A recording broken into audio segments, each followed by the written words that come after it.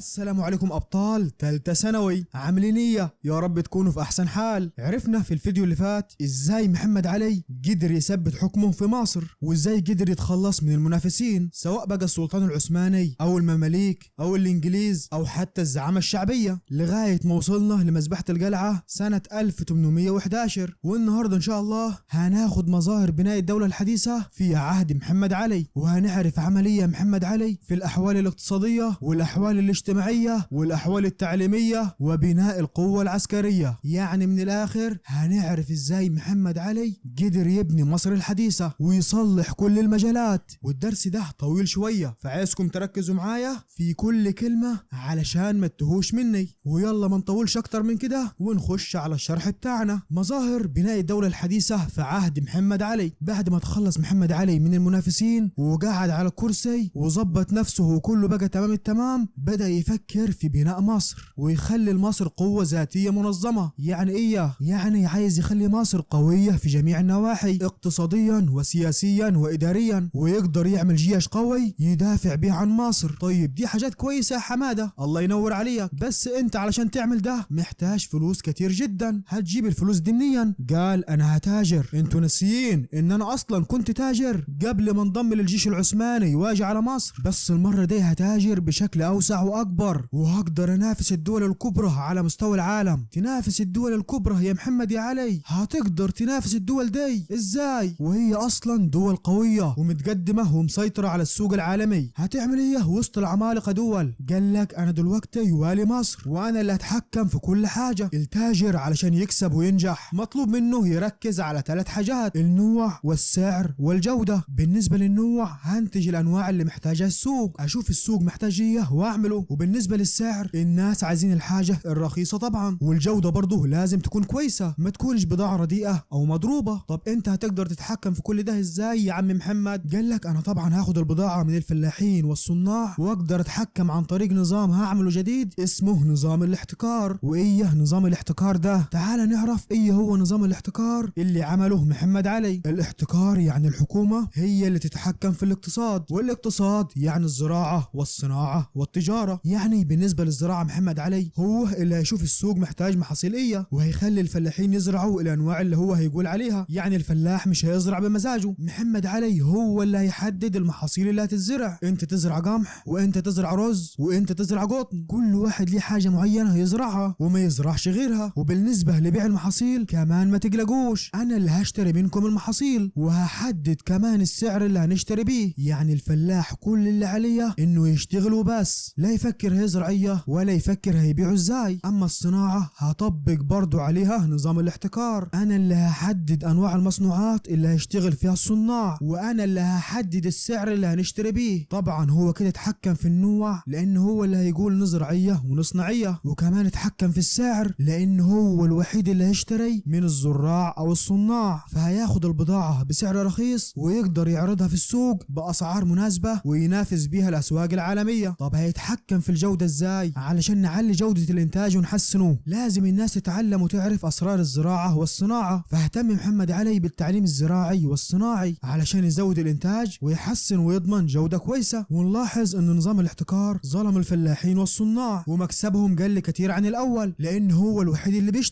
بيشتري طبعا بسعر رخيص. لكن قدر فعلا محمد علي انه يحقق تقدم ملحوظ في الزراعة والصناعة والتجارة بالنظام الجديد. تعال ناخد كل مجال منهم ونتكلم عنه بالتفصيل. اول حاجة الزراعة. محمد علي من سنة 1808 لغاية 1814، يعني في خلال 6 سنوات قدر يعمل شوية اجراءات علشان يغير بيها وضع الملكية والحيازة الزراعية. زي ايه الاجراءات دي؟ زي الغاء نظام الالتزام. فاكرين نظام الالتزام اللي كان الملتزمين هم اللي بيجمعوا الضرائب من الفلاحين وكانت الدولة بتديله ارض اسمها الوصية؟ محمد علي بقى الغى نظام الالتزام وخد الاراضي اللي كانت مع الملتزمين وسجلها باسم الدولة. امال مين اللي كان بيجمع الضرائب من الفلاحين؟ ما كانوش بياخدوا منهم ضرائب ولا؟ لا طبعا كانوا بياخدوا ضرائب. اقول لك ازاي. احنا قلنا ان الحكومة هي اللي بتشتري المحاصيل من الفلاحين، فكانت قبل ما تدفع ثمن المحصول للفلاح تخصم منه ثمن الضرائب اللي عليه الاول وتديله الباقي. وعلشان يخلي الانتاج الزراعي يزيد ويكبر ويحقق هدفه كان لازم يطور في الزراعة. النظام القديم اللي متعود عليه الفلاح مش هينفع، فعمل شوية حاجات حاجات يطور بها الزراعة. عمل أساليب زراعة جديدة وعمل طرق جديدة وحديثة ومتطورة تخلي الفلاح يزود الإنتاج بأقل مجهود. طيب دي حاجة كويسة جدا يا حمادة، بس المشكلة إن الفلاح المصري مش متعود على الأساليب دي فما يعرفش أصلا يستخدمها. محمد علي قال لنا أنا عامل حسابي وعارف الكلام ده، علشان كده هجيب لكم خبراء من كل مكان في العالم يدربوا الفلاحين على الأساليب الجديدة، وكمان هعمل مدارس زراعية وهجيب لكم كمان خبراء من الخارج يعلموا الناس. كده محدش ليه حاجة عندي، جبت لكم أساليب جديدة وعلمتكم عليها. يلا بينا بقى نشتغل ونزرع. علشان نزرع محتاجين 3 حاجات: مية عذبة وأرض خصبة ومناخ متنوع، وكل الحاجات دي عندنا. بس لاحظ محمد علي إن المية ما بتوصلش لكل الأراضي في مصر. تعمل إيه يا حمادة في الحكاية دي؟ قال أنا لازم أحفر ترع، يعني حفر كبيرة توصل المية من النيل لغاية الأرض اللي أنا عايز أزرعها، وهعمل كمان قنوات يعني حفر تانية أصغر تخرج من الترع تودي المية للأماكن الأبعد، ونستغل كل الأراضي في الزراعة. كده محمد علي حل مشكلة المية ووصولها لأكبر قدر من الأراضي الزراعية. بس قابلته مشكلة تانية في الدلتا، وهي إن الأراضي الزراعية اللي في الدلتا يعني في الوجه البحري بتتزرع بطريقة اسمها ري الحياط. يعني إيه ري الحياط؟ يعني بنزرعها في وقت الفيضان بس، لأن الأرض منخفضة وبتبقى الأرض كأنها حوض، علشان كده سميناها ري الحياط. والحكاية دي بتخلي الفلاح ما يقدرش يزرع غير مرة واحدة في السنة، ويستنى السنة اللي بعدها في وقت الفيضان علشان يزرع تاني. محمد علي قال لك الكلام ده ما ينفعش، أنا هستنى الفيضان كل سنة علشان أزرع محصول وأقعد طول السنة حاطط يدي على خدي مستني الفيضان؟ لا، أنا هعمل قناطر خيرية. والقناطر الخيرية هتعمل إيه؟ هتحجز المية وتحوشها، ولما الأرض تبقى جاهزة للري نفتح القناطر نروي ونقفل تاني، وبعد ما نلم المحصول بتاعنا نزرع الأرض تاني ونفتح القناطر ونروي تاني. يبقى كده قدرنا نستغل الأرض ونزرع محاصيل كتير ومتنوعة. وتنوع المحاصيل حاجة مهمة علشان نقدر ننافس في السوق العالمي. وعلشان ينوع أكتر في المحاصيل ما اكتفاش بالأنواع اللي موجودة في مصر، جاب أنواع جديدة من الغلات الزراعية زي شجر التوت. اشمعنى بقى شجر التوت؟ لأن ورق التوت هو الطعام بتاع دودة القز، ومحمد علي عايز يربي دودة القز. طب ليه؟ لأنها بتنتج الحرير اللي بنصنع منه المنسوجات، والحرير مطلوب في السوق العالمي. وجاب نبات تاني اسمه النيلة الهندية. هي النيلة الهندية دي كمان ده نوع من النباتات بنعمل منه الصبغة اللي بنغير بيها اللون، ولون النبات ده لو جه على الجلد يفضل موجود فترة طويلة جدا ويبقى شكل الجلد غريب. علشان كده لما كان حد بيتضايق من حد بيقول له جاتك 60 نيلة في شكلك، يقصد ان الوان النيلة تلخبط شكله. يعني اوعى تقول لحد كده احسن يزعل منك. يبقى محمد علي جاب نباتات جديدة زي التوت والنيلة الهندية، وكان القطن كده بيتزرع في مصر. بس محمد علي دخل عليه تطويرات وتحسينات تخلي الانتاج اكتر واحسن. وزي ما قلنا من شوية انه عمل نظام الاحتكار. طب كان بيطبق نظام الاحتكار ازاي في الزراعة؟ اقول لك يا سيدي، محمد علي كان بيدي الفلاح كل اللي هو عايزه علشان يقدر يزرع الارض. يديله البذور اللي زرعها، ويديله المواشي زي البقر والجاموس، وبيديله كمان الادوات اللي بيستخدمها في الزراعة. بصراحة عداك العيب يا عم محمد، بس خلي بالك الحاجات دي مش ببلاش، كل ده هيحاسب عليه الفلاح. بس هيحاسب عليه امتى؟ لما يسلم المحصول للحكومة. قبل الحكومة ما تدفع له ثمن المحصول كانت بتخصم ثمن الحاجات دي كلها، وتخصم كمان الضرائب وتديله الباقي. وزي ما قلنا ان الحكومة هي اللي بتحدد نوع المحصول اللي يزرعه الفلاح، يعني مش بمزاجك، لازم تزرع اللي احنا هنقول لك عليها. كده اتكلمنا عن اول حاجة اللي هي الزراعة، ونتكلم عن تاني حاجة الصناعة. لما تولى محمد علي كانت الصناعة لا تلائم الجيش والاسطول. هو عايز يطور الصناعة علشان التجارة ولا علشان الجيش والاسطول؟ الاتنين، لان الجيش محتاج لبعض الصناعات زي صناعة الاسلحة والسفن الحربية اللي محمد علي قدر يعمل مصانع ليها بعد كده. علشان كده شاف ان احتكار الصناعة هو افضل وسيلة يقدر يحقق بها هدفه، سواء كان في التوسع التجاري او الصناعات اللي محتاجها الجيش والاسطول. طب عملية محمد علي بدأ بالمواد الخام اللي بيستخدمها الصناع، وقال انا اللي هبيع المواد الخام للصناع وبالسعر اللي هقول عليه. فكان بيبيع المواد الخام للصناع بسعر غالي، والصناع لازم يشتروا منه لان مفيش حد غيره، وبرضه هو اللي بيشتري منهم المنتجات. ولما يشتري المنتجات كان بيشتريها بسعر رخيص ولازم يبيعها له برضه، مفيش حد غيره اصلا هيشتري منهم. فلما يرفع اسعار المواد الخام ويقلل اسعار المنتجات يبقى المنتج واقف عليه بسعر قليل جدا، يخليه يقدر يعرضه في السوق بالسعر المناسب اللي ينافس الدول ويقدر يكسب منه. بس برضه الصناعة كانت لسه يدوية من غير مكن او اجهزة، وطبعا الصناعة اليدوية مهما كانت مش هتقدر تنافس السوق العالمي. علشان كده كان لازم نعمل مصانع حكومية تابعة للدولة، ويجيب خبراء أجانب من الخارج يطوروا في الصناعة ويعلموا الناس. كده عملنا المصانع وجبنا الخبراء اللي يعلموا الناس. فين بقى العمال الصنايعية اللي هيشتغلوا في المصانع؟ محمد علي أجبر مشايخ الحارات إنهم يجمعوا الأولاد اللي عندهم. كان كل حارة ليها واحد مسؤول عنها اسمه شيخ الحارة. محمد علي قال له شيخ الحارات يجمعوا الأولاد اللي طول النهار بيلعبوا في الحارة أو واقفين على النواصي من غير فايدة، يجمعوهم علشان يروحوا يشتغلوا في المصانع إجباري، مش بالمزاج، إجباري غصب عنهم. فراح الأولاد فعلا وتعلموا صناعات مختلفة، وبقيت المدارس دي كأنها مدارس صناعية لتعليم الأولاد. وكمان كان يشوف مين اللي متفوق من الأولاد واللي مخه مفتح كده وذكي، ويبعته في بعثة للخارج علشان يتعلم فنون الصناعة ويترجم الكتب الصناعية. كده اتكلمنا عن الزراعة والصناعة. ثالث حاجة التجارة. زي ما محمد علي فرض نظام الاحتكار في الزراعة والصناعة، برضه فرض نظام الاحتكار في التجارة. بالنسبة للتجارة الداخلية اللي جوا البلد، طبعا احتكرها محمد علي لأنه هو الوحيد اللي بيشتري المحاصيل الزراعية من الفلاحين، يعني البضاعة اللي عندهم، يبقى الناس لازم تشتري منه لأن ما فيش حد غيره. وبالنسبة للتجارة الخارجية برضه احتكرها محمد علي، وكان التجار الأجانب اللي هم في مصر مجبرين على أنهم يشتروا من الحكومة. وكان محمد علي بيعتبر التاجر الأجنبي وسيط بينه وبين التجار الأجانب اللي هم في الخارج، يبقى هو كده قدر يبيع بضاعته في الأسواق الخارجية. أما بالنسبة للواردات، يعني الحاجات اللي بنشتريها من برا، فكان محمد علي ما بيحبش يشتري ويستورد حاجة من الخارج لأنه شايف إن الدولة القوية هي اللي بتزود صادراتها عن وارداتها، يعني بتبيع للخارج أكتر من اللي بتشتريه. ورابع حاجة النقل والمواصلات. إيه ده يا مستر؟ إحنا ما اتفقناش على كده، إحنا قلنا الزراعة والصناعة والتجارة وبس. إيه حكاية المواصلات دي كمان؟ ما هي المواصلات مرتبطة ارتباط قوي جدا بالتجارة. مش إحنا هنتاجر في بضاعة، البضاعة دي هنقولها إزاي؟ يبقى كان لازم يبقى في مواصلات تاخدها وتوديها المكان اللي إحنا عايزينه، والمواصلات دي هتمشي في طرق، فلازم نمهد الطرق دي ونصلحها. طب ده بالنسبة للتجارة الداخلية. أما بالنسبة للتجارة الخارجية، كان لازم يعمل أسطول سفن في البحر الأحمر والمتوسط لنقل البضائع لكل مكان. والسفن دي لما نعملها ونجهزها هنوقفها فيا، لازم نعمل مواني علشان يوقف فيها السفن ونشحن البضائع اللي احنا عايزينها. فصلح محمد علي المواني اللي في مصر، وخصوصا ميناء الإسكندرية. بالشكل ده محمد علي مهد طريق التجارة في مصر وظبط الأسطول والمواني، يعني السفن تنزل الإسكندرية وتكمل في النيل لغاية محافظة قنا، وننقل البضائع إلى القصير ونكمل الطريق في البحر الأحمر. بس قابلته مشكلة تانية، إن السفن لما كانت بتكمل طريقها في البحر الأحمر كانت بتتعرض للقرصنة. يعني إيه القرصنة؟ يعني بتتعرض للسرقة والنهب، فكان لازم يطهر البحر الأحمر من القرصنة اللي بتخوف التجار. وفعلا طهر الطريق من القرصنة والسرقة وأصبح الطريق آمن تماما. وده اللي خلى شركة اسمها شركة الهند الشرقية الإنجليزية إنها تفضل استخدام طريق مصر لمرور التجارة بدل الدوران حول أفريقيا وطريق رأس الرجاء الصالح. كده عرفنا سياسة محمد علي الاقتصادية، يعني عرفنا عملية في الزراعة والصناعة والتجارة وكمان المواصلات. تعال بقى نعرف الأحوال الاجتماعية. الأحوال الاجتماعية يعني نعرف أحوال الناس كانوا عايشين إزاي في الوقت ده. مفيش شك إن التغيرات الاقتصادية اللي عملها محمد علي كان ليها تأثير كبير على الناس. في ناس كانوا أقوياء من أيام الحكم العثماني وكان لهم مكانة كبيرة وعظيمة، اختفوا وانتهوا أيام محمد علي وراحت قوتهم. وفي ناس تانية ظهروا واستفادوا وبقوا أقوياء من نظام محمد علي. طب مين القوة اللي اختفت وانتهت ومين القوة اللي ظهرت واستفادت؟ أول قوة اختفت وانتهت هي المماليك، وانتهى نفوذهم كطبقة حاكمة لأنهم أيام الحكم العثماني كانوا بيحكموا الأقاليم زي ما قلنا قبل كده. دلوقتي طبعا ما بيجيوش يحكموا، فانتهت قوة المماليك. طب مين اللي ظهر مكانهم وحكم الأقاليم بدلهم؟ ظهرت أسرة محمد علي وبعض العناصر التركية. يبقى أول قوة انتهت هي المماليك. طب مين القوة الثانية اللي انتهت؟ علماء الأزهر والقيادات الشعبية. مش احنا عرفنا في الدرس اللي فات ان محمد علي اتخلص منهم علشان ينفرد بالحكم؟ الناس دي كان لها دورين، دور تعليمي ودور قيادي. كان ليهم دور قيادي لان هم اللي كانوا بيعملوا الثورات وهم اللي ساعدوا محمد علي انه يتولى الحكم. الدور القيادي ده انتهى، ما بقاش في قيادات شعبية. اما الدور التعليمي فضل زي ما هو، العلماء بيعلموا في الازهر وليهم مكانة علمية معروفة. طب ليه الدور القيادي انتهى؟ مين اللي ظهر مكانهم؟ ظهر مكانهم خريج المدارس الجديدة والبعثات اللي كان محمد علي بيهتم بيهم ويعلمهم، زي مصطفى كامل ومحمد فريد وسعد زغلول. هم دول القيادات الشعبية اللي ظهرت. وثالث قوة انتهت واختفت هم التجار. احنا قلنا ان محمد علي احتكر التجارة، يعني بيجي هو التاجر الوحيد. التجار المصريين يعملوا ايه؟ ما بقاش لهم شغلانة واتدهورت مكانتهم، واختفت شخصيات تجارية كبيرة كانت موجودة زي واحد اسمه أحمد المحروقي. طب مين اللي ظهر مكان التجار؟ ظهر مكانهم التجار الأجانب. اشمعنى التجار الأجانب؟ مش احنا قلنا ان محمد علي كان بيعتبرهم وسطاء، يعني هم اللي بيشتروا البضاعة من محمد علي ويبيعوها بره في الدول الخارجية. كده عرفنا القوة اللي اندثرت وانتهت في عهد محمد علي. تعال بقى نعرف القوة اللي ظهرت واستفادت من نظام محمد علي. محمد علي عمل تغيرات بالنسبة لملكية الأراضي الزراعية، غير نظام الانتفاع اللي كان أيام الدولة العثمانية وقال أنا هخلي الأرض ملك الفلاحين. فظهر ناس امتلكوا أراضي كبيرة ومتوسطة وكان اسمهم الأعيان، ومع الوقت ازدادت قوتهم وبقوا أغنياء، خصوصا مع توسيع حقوق الملكية في منتصف القرن ال19. يبقى ظهرت عندنا طبقة جديدة وقوية من ملاك الأراضي الزراعية اسمهم الأعيان. والطبقة الثانية اللي ظهرت هم طبقة عمال الصناعة. مش محمد علي عمل مصانع كبيرة تملكها الدولة، هم دول بقى عمال الصناعة اللي كانوا شغالين في مصانع الدولة. طبقة جديدة ظهرت ما كانتش موجودة قبل كده، بس مش كل الصناع اشتغلوا في مصانع الدولة، كان فيه بعض الصناع شغالين زي ما هم صناعة صغيرة يدوية عملية معاهم محمد علي سابهم زي ما هم. في بعض الصناع محمد علي سابهم زي ما هم شغالين بنظام الطوائف القديم، وشيخ الطائفة هو الوسيط بين الصناع والحكومة. الطبقة الثالثة اللي ظهرت هي طبقة البدو. فاكرين البدو اللي كانوا بيعملوا غارات متلاحقة ايام الدولة العثمانية؟ الغارات اللي بيعملوها دي اثرت طبعا على التجارة الداخلية. طب يعمل ايه محمد علي معاهم؟ محمد علي قال الناس دي عايشين حياة ترحال مش مستقرين، انا هخليهم يستقروا. طب ازاي هتعمل كده يا محمد يا علي؟ قال انا هملكهم اراضي، هدي للزعماء بتوعهم اراضي واسعة كان اسمها ساعتها الابعديات. الاراضي اللي كانوا بيمتلكوها كان اسمها الابعديات، وكانت فكرته انهم لما يملكوا الاراضي فيستقروا فيها ويكونوا تحت عينه ويقدر يسيطر عليهم. وفعلا الناس دي استقرت، ومع الوقت البدو دخلوا في الحياة المدنية زي باقي المصريين، وقدر محمد علي يسيطر عليهم فعلا. تعالوا بقى نشوف التعليم. احنا عارفين ان محمد علي كان عامل نظام اسمه نظام الاحتكار، وكان هدفه من نظام الاحتكار انه يخلي مصر متقدمة في جميع المجالات ويكون لمصر قوة ذاتية منظمة. القوة دي هتنفعه في حروبه اللي عايز يعملها في التوسع الخارجي او في الحروب اللي هيضطر يدخلها بامر من السلطان العثماني. ومحمد علي عارف كويس ان الطريقة القديمة والتقليدية في الحروب ما بقتش هي اللي بتحقق النصر مهما كانت قوتك. فاكرين فرنسا لما جت على مصر قدرت تنتصر على المماليك بسهولة؟ ليه؟ لانها قوة منظمة، مع ان المماليك كان عددهم اكبر بس بيحاربوا بالطرق التقليدية القديمة. طب ايه الحل؟ لازم يكون عندنا قوة منظمة زي فرنسا ونصنع اسلحة حديثة ونحارب بخطط مدروسة. يعني نعمل ايه علشان يكون عندنا كل ده؟ لازم نتعلم كل الحاجات دي. طب العلم ده هنجيبه منين؟ من الدول الاوروبية طبعا. الدول دي بقيت متقدمة ومتطورة وقوية بفضل العلم، علشان كده محمد علي ارسل البعثات للخارج وبعت ناس لايطاليا وفرنسا وانجلترا من سنة 1813 لسنة 1847. بس خد بالك مش دي اول مرة محمد علي يبعت بعثات للخارج، لسه قايلين انه بعت بعثات مبكرة سنة 1809 لما بعت المتميزين من عمال المصانع الجديدة اللي عملها. يبقى لو قال لي بعثات في فترة مبكرة اقول له من سنة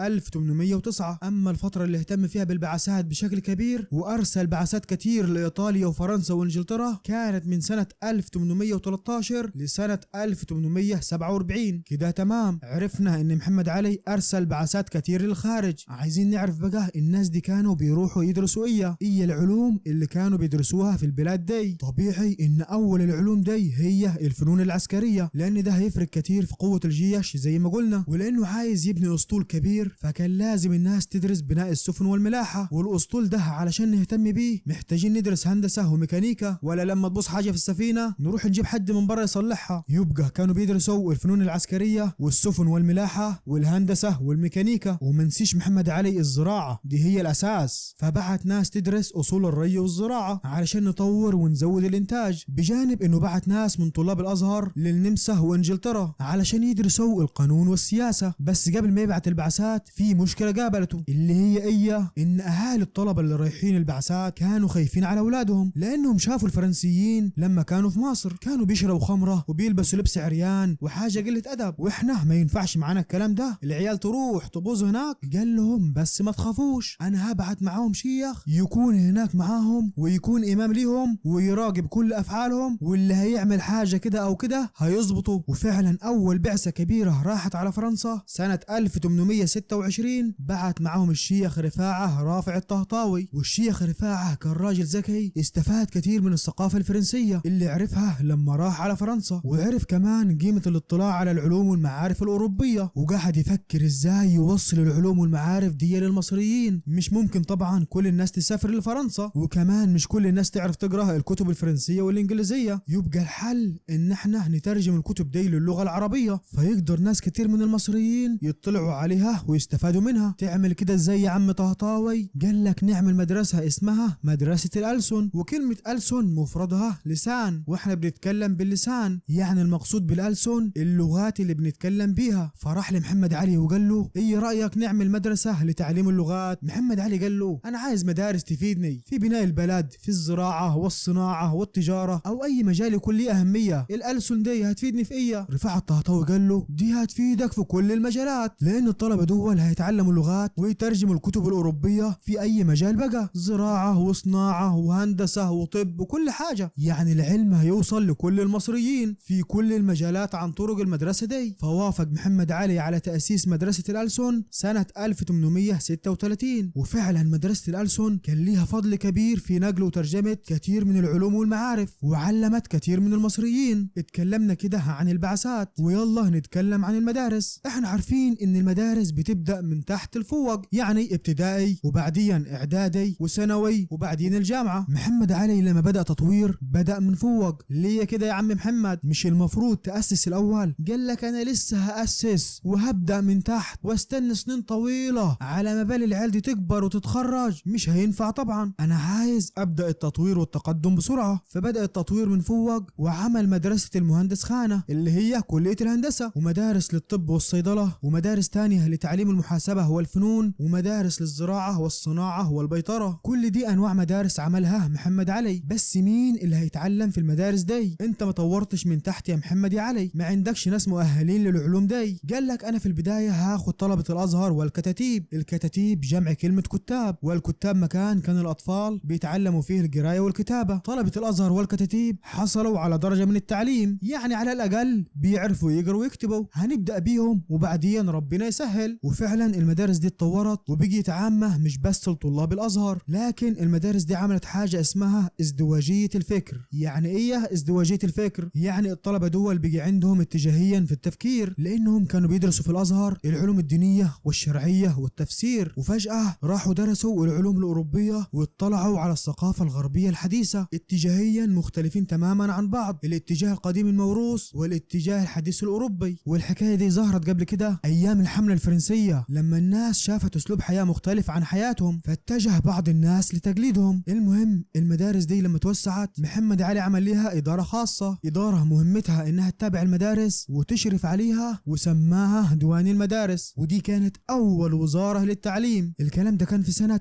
1837. كده اتكلمنا عن التعليم، يلا بقى نتكلم عن الأحوال السياسية. السياسة يعني السلطة والحكم والإدارة والقوانين والدستور، هي دي الأمور السياسية. عندنا أول سلطتين كبار في البلد، السلطة التشريعية والسلطة التنفيذية. ايه الفرق بين السلطة التشريعية؟ هي اللي بتشرع، يعني هي اللي بتعمل القوانين، يعني تحط القوانين اللي هنمشي عليها، وبعد ما تعمل القوانين وتظبطها تمام بتديها للسلطة التنفيذية. السلطة التنفيذية هي اللي بتنفذ القوانين على أرض الواقع وتشرف عليها كمان، وتعاقب طبعا اللي بيخالف القوانين وتديله على دماغه. ولأن محمد علي كان فكره هو نظام الاحتكار، يعني هو الزارع الوحيد والصانع الوحيد والتاجر الوحيد، برضه نظام الحكم كان ماشي على نفس الفكرة، يعني هو الحاكم الوحيد وكل السلطة في ايده، هو بس انا اللي اقول نعمل ايه وما نعملش ايه، محدش يخالف اوامري. والنظام ده اسمه الحكم الفردي المطلق، وهو ده نفس النظام اللي كان موجود ايام العثمانيين والمماليك. بس محمد علي حب يعمل حاجة اسمها الدواوين الاستشارية. هي الدواوين الاستشارية دي قال لك انا عايز ناس استشيرهم في امور الحكم ويكونوا حواليا ويشتغلوا معايا. هو انا هفهم في كل حاجة واعمل كل حاجة لوحدي؟ لا يا عم، انا هعمل دواوين. وخد واخد الفكرة دي من الدواوين اللي كانت عاملاها الحملة الفرنسية في مصر. تعال نشوف ايه هي الدواوين الاستشارية اللي عملها محمد علي واختصاص كل ديوان وشغلته ايه. اول ديوان عمله محمد علي هو الديوان العالي، ورئيس الديوان العالي بنسميه نائب الباشا او وكيل الباشا. مين الباشا؟ الباشا هو محمد علي طبعا. طب ايه هي مهمة الديوان العالي؟ شغلته ايه؟ شغلته هو البحث في شؤون البلاد الداخلية، يعني له سلطة كبيرة في الإصلاح والتصرف في الأمور الداخلية اللي جوه البلد، وطبعا بما يتناسب مع أفكار محمد علي وتحت أوامره. بعد كده محمد علي عمل لنا مجلس اسمه مجلس الشورى، يعني الناس اللي هيستشيرهم في أمور الدولة. مين الناس دول؟ هيجيب أي حد كده ويستشيره؟ أكيد طبعا لا، جاب كبار موظفين الحكومة والعلماء والأعيان وكان بيستشيرهم، يعني ياخد رأيهم في مسائل الإدارة والتعليم والأشغال العمومية. والمجلس ده كان بينعقد مرة واحدة في السنة، وده أكبر دليل إن محمد علي كان حكمه فردي مطلق، مع يجمعهم مرة واحدة في السنة ياخد رأيهم وشكرا مع السلامة واللي هو عايزه يعمله. وبعد كده عمل لنا المجلس العالي، واوعى تتلخبط بينه وبين الديوان العالي. ده مجلس يعني الناس بتقعد مع بعض تجتمع وتتناقش في أمور الدولة زي مجلس الوزراء دلوقتي، وده بيتكون من نظار الدواوين ورؤساء المصالح. ومع الوقت محمد علي ضم للمجلس ده 2 من الأعيان، وضم بعد كده 2 كمان لشؤون الحاسبات. محمد علي واضح انه عجبته حكاية الدواوين، وعمل دواوين كتير زي ديوان الإيرادات اللي هو مسؤول عن المالية، وديوان الجهادية اللي هو الجيش، وديوان البحر والأسطول اللي هو البحرية، وديوان الفابريكات اللي هو الصناعة، وديوان الأمور الأفرنجية اللي هي زي وزارة الخارجية دلوقتي، وكمان ديوان التجارة. وما ننساش الديوان العالي وديوان المدارس اللي اتكلمنا عليهم قبل كده. عدهم كده معايا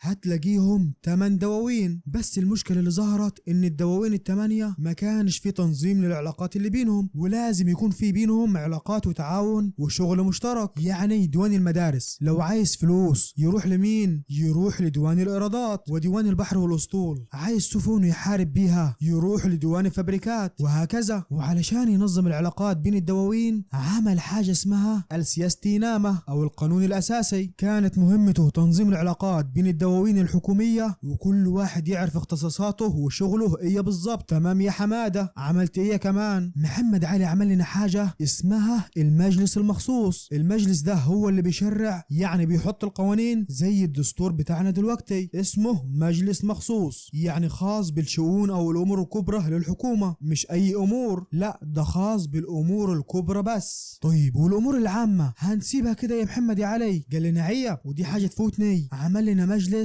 اسمه المجلس العمومي، وسماه مجلس عمومي لانه بينظر في الشؤون او الامور العامة للحكومة بس. بالرغم من كل الدواوين والمجالس والهيصة والفرح اللي عمله محمد علي، طلع كل ده اونطة وملهوش اي 30 لازمة. انا عامل دواوين وباخد رأيهم ايوه، بس ده مش معناه ان انتم تمشوا كلامكم عليا. في النهاية كلام محمد علي هو اللي بيمشي، يعني هو مصدر السلطة العليا في مصر. لا تقول لي سلطة تنفيذية ولا تشريعية، محمد علي هو اللي في يده كل حاجة ومحدش يقدر يعارضه. علشان كده بنقول ان حكم محمد علي في جوهره كان حكم فردي مطلق، هو اللي بيحكم بس وتوظف اي حد تاني. تعال بقى نتكلم عن التقسيم الاداري. مش احنا قلنا ان السياسة هي الحكم والادارة؟ اتكلمنا عن الحكم، تعال بقى نتكلم عن الادارة. ايام الحكم العثماني كانت مصر متقسمة ل 16 اقليم، يعني 16 حتة او 16 محافظة. محمد علي ما عجبوش الكلام ده، قال ان الاقاليم دي بتدفع ضرائب، فاحنا لازم نقسمها بحيث انها تتناسب مع الضرائب او الاعباء الماليه المفروضه على الاهالي، علشان يبقى فيه مساواه وعدل بين الاقاليم. فعمليه محمد علي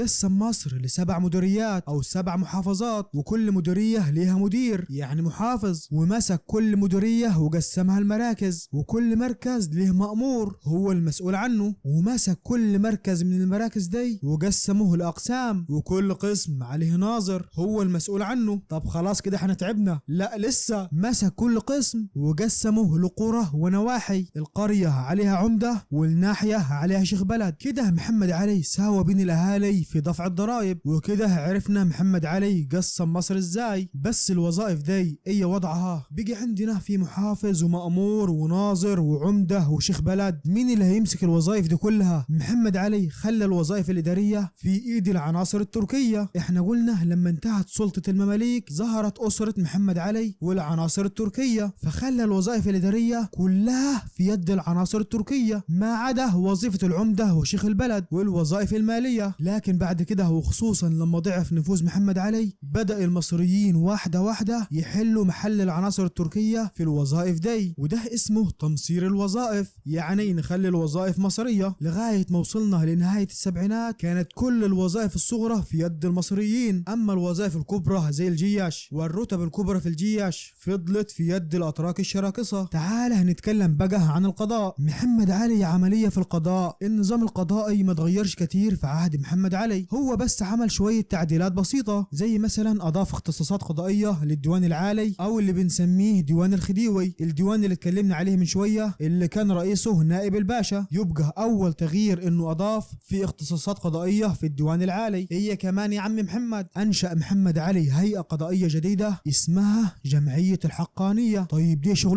شغلتها إنها تحاكم كبار الموظفين، أي موظف يرتكب جريمة أو جنحة يعني ياخد رشوة مثلا، الجمعية دي تجيبه من قفاه وتحاكمه. وعمل حاجة اسمها مجلس التجارة، ودي عبارة عن محكمة تجارية بتحكم في المشاكل التجارية اللي بين الأهالي وبعضهم أو اللي بين الأهالي وبين الأجانب، التجار الأجانب اللي في مصر اللي كان محمد علي بيعتبرهم وسطاء. كان في مشاكل بين الأهالي وبين التجار الأجانب، المحكمة دي هي اللي بتفصل بينهم. طب التجار الأجانب دول مين اللي هيتكلم باسمهم؟ لازم يكون ناس أجانب زيهم، علشان كده دخل في المحكمة دي الموظفين بتوعها، يعني ممثلين عن الأجانب. كده اتكلمنا عن القضاء، يلا بقى نتكلم عن بناء القوة العسكرية. محمد علي لأنه راجل عسكري عارف قيمة القوة العسكرية كويس، وإن التقدم الزراعي والصناعي والتجاري كل ده كويس، لكن لازم يكون عندي قوة عسكرية تحمي البلد وتحمي الثروات اللي فيها، فاتجه لبناء قوة عسكرية نظامية. طب يعني ايه فرق نظامية وفرق غير نظامية؟ الفرق النظامية اللي بتحارب بالطرق الحديثة، يعني عندهم أسلحة حديثة ويرسموا خطط بطرق علمية زي فرنسا اللي قدرت تنتصر على المماليك بسهولة لأنها قوة منظمة. وتأكد محمد علي من الفكرة دي ولبست في دماغه لما بعت قواته للحجاز يحارب الوهابيين. قواته اللي هي الأرناؤوط والألبان عبارة عن قوات مرتزقة غير نظامية، مش فاهمين حاجة في العسكرية الحديثة، بيضربوا وخلاص. لاحظ محمد علي انهم خدوا وقت طويل ومجهود كبير لإخماد الحركة، اما لو كانت قوات نظامية كانوا قدروا يسيطروا على الموقف بسرعة ومجهود اقل. علشان كده محمد علي قال انا لازم اعمل قوة عسكرية نظامية على الطريقة الحديثة، واول حاجة اهتم بيها هو الجيش. اهتم محمد علي بالجيش اهتمام كبير جدا، لدرجة ان الجيش بقي هو محور سياسات محمد علي الإصلاحية، والسبب في تحديث مرافق الدولة، يعني كان بيصلح ويطور في مرافق الدولة بهدف تطوير الجيش. ازاي الكلام ده؟ يعني مثلا عمل مدرسة للطب ليه؟ علشان يخرج أطباء للجيش، وعمل مدرسة المهندس خانة علشان يخرج مهندسين وخبرة يشتغلوا في الصناعات اللي محتاجها الجيش. فكان تطوير الجيش سبب في تقدم العمران في مصر. ولما عمل الجيش بقى الجيش هو اللي بيعمر ويبني ويصنع بجانب مهمته في العسكرية طبعا اللي هي الأمن وحماية الوطن. طب الجيش بيتكون من ايه؟ من ضباط وعساكر. نتكلم الأول عن الضباط. أول محاولة عملها محمد علي لإعداد الضباط لما أمر بتجنيد فرقة من الأتراك اللي اشتركوا معاه في الحروب الوهابية، الرجالة بتوعه يعني الأرناؤوط والألبان. لكن الناس دي رفضوا التدريب، قالوا احنا ناس كبيرة يا عم وعارفين احنا بنعمل ايه، وانت جاي تعلمنا دلوقتي بعد ما شاب ودوه الكتاب؟ لا يا عم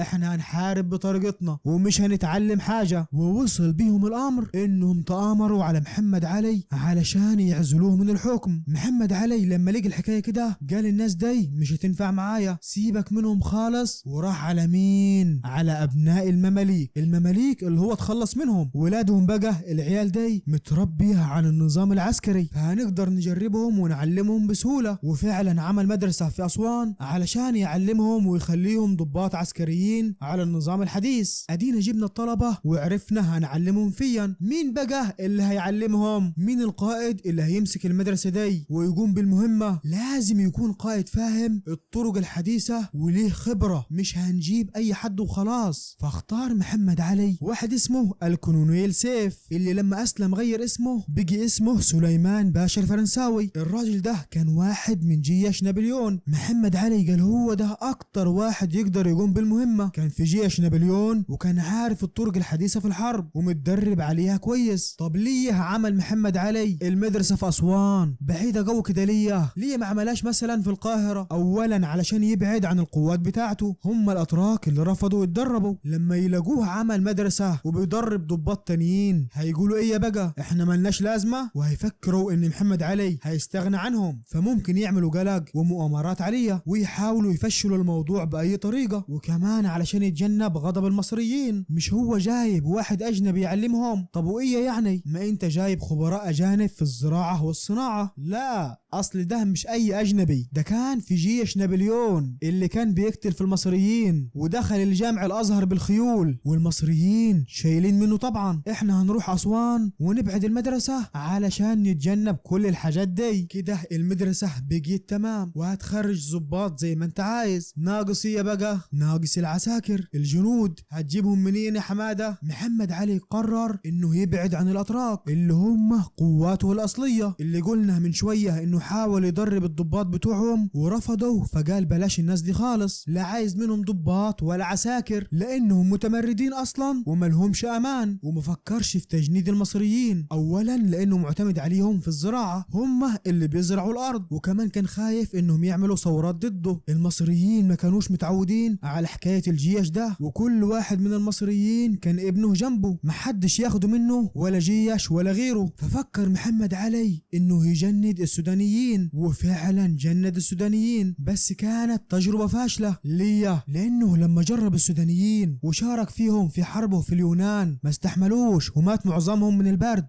فقال السودانيين مش هينفعوا. دلوقتي محمد علي ما فيش قدامه غير المصريين، وهتجند المصريين ازاي يا محمد يا علي؟ طب والزراعة هتعمل فهية؟ محمد علي طلع ناصح في الحكاية دي، كان بيبعت واحد اسمه الكاشف. الراجل ده كان بيروح بين المصريين، واللي يلاقي عنده أرض بيزرعها يسيبه زي ما هو، واللي ما عندهوش أرض وملهوش شغلانة ياخده ويدخله الجيش، يبقى هو كده ما قصرش في الزراعة. طب بالنسبة للثورات اللي انت خايف منها يا حمادة، بص هو فعلا حصل ثورات لما المصريين لقوا محمد علي بياخد عيالهم ويدخلهم الجيش ومش عارفين عنهم حاجة ولا عارفين يطمنوا عليهم، عملوا ثورات ضد محمد علي. بس محمد علي جاب المدافع وضرب النار عليهم، كان راجل ما عندوش رحمة بيقتل الناس عادي كده. ولكن الحاجة الغريبة ان مع مرور الوقت المصريين هم اللي كانوا بيحبوا يودوا عيالهم الجيش. تخيل ليا ايه اللي غير رأي المصريين كده، لان العيال اللي راحت الجيش بعد ما كانوا بيلبسوا جلاليب مقطعة وحالتهم فقر وكرب، لما كان حد منهم بينزل اجازة يلاقوه لابس بدلة حلوة وجزمة ويحكي ويقول لهم انه بياكل هناك لحمة وسمك وكمان بياخد مرتب ويقبض كل شهر. الناس لما شافت كده قال ده الجيش حاجة حلوة، احنا هنودي عيالنا الجيش احنا كمان. ونجحت تجربة تجنيد المصريين واتسعت دائرة التجنيد. محمد علي اهتم اكتر وجاب مجموعة من كبار الضباط الاجانب والخبراء العسكريين علشان يعاونوه في تنظيم الجيش، وكان بيبعت الطلاب المتميزين بعثات للخارج علشان يكملوا تعليمهم ودروسهم الحربية. ولما الطلبة دول رجعوا من البعثات حلوا محل المعلمين الأجانب اللي كانوا جايبينهم من برا، يعني بيجي هم المعلمين اللي بيعلموا الطلبة في المدارس الحربية بدل المعلمين الأجانب. ناجي بقى للأسطول. يعني إيه أسطول أصلا؟ الأسطول يعني سفن نحارب بيها. فكر محمد علي في الأسطول لما السلطان العثماني قال له روح الحجاز اتخلص من الحركة الوهابية هناك. علشان يروح الحجاز لازم يعدي على إيه؟ يعدي على البحر الأحمر. عايز أعدي البحر علشان أقدر أفاجئ الوهابيين، وأنا ما عنديش أسطول. أعمل إيه؟ ما ينفعش الكلام ده، أنا لازم يكون عندي أسطول. فرح محمد علي أنشأ ترسانة في بولاق، وبعديا ترسانة تانية في الإسكندرية. يعني إيه ترسانة؟ ترسانة يعني مصنع علشان يصنع السفن الحربية، وبعد كده صنع فيها كمان السفن التجارية. وعمل معسكر علشان يعلم الجنود البحرية وإزاي يتعاملوا ويحاربوا في البحر. وعمل كمان مستشفى ومدرسة بحرية على سفينة من السفن الحربية بتاعته، مستشفى علشان يعالج الجنود اللي هيتصابوا في أي معركة، ومدرسة علشان نعلم الجنود فيها ويبقى عندي ضباط بحريين. والمدرسة البحرية اللي عملها لقي فيها طلبة متميزين. يعمل إيه محمد علي؟ بعتهم في بعثات لفرنسا وانجلترا علشان يتعلموا عملي ويشوفوا كل حاجة بعينيهم على السفن الحربية الأوروبية. كده